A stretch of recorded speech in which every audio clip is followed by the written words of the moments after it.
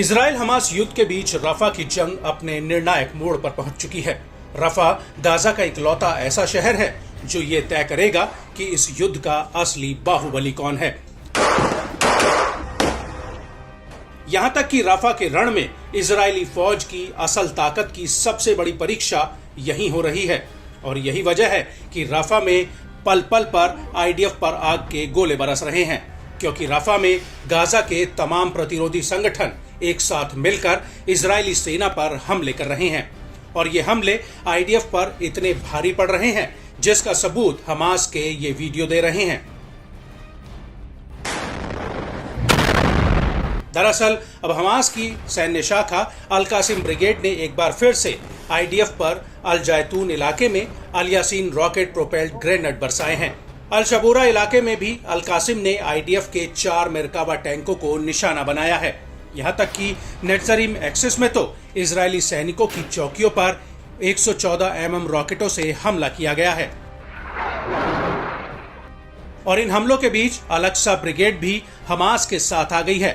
Al-Aqsa ने sofa military site पर 107 mm रॉकेटों का एक पूरा साल्वो दाग दिया है।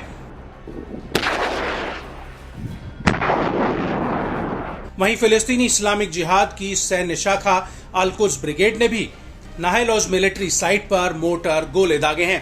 अल-कुद्स का कहना है कि उसने इस इलाके में इजरायली सेना के सैन्य उपकरणों को निशाना बनाया है।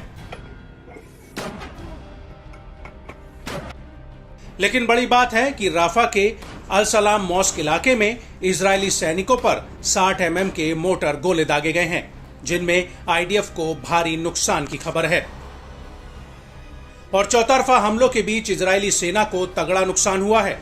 हालांकि आईडीएफ ने अभी तक इन हमलों में हुए नुकसान की कोई स्पष्ट जानकारी नहीं दी है, लेकिन ये जरूर है कि अल जैतून इलाके में हमास के लड़ाकों ने आईडीएफ पर एक आईईडी ब्लास्ट से बड़ा हमला किया है।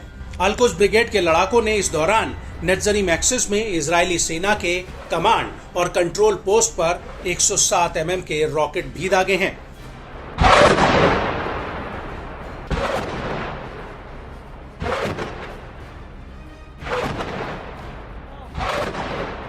और इन हमलों को देखकर ऐसा लगता है कि हकीकत में इजरायली सेना रफा के जाल में उलझ चुकी है, जो उसके लिए एक मौत का जाल बन गया है।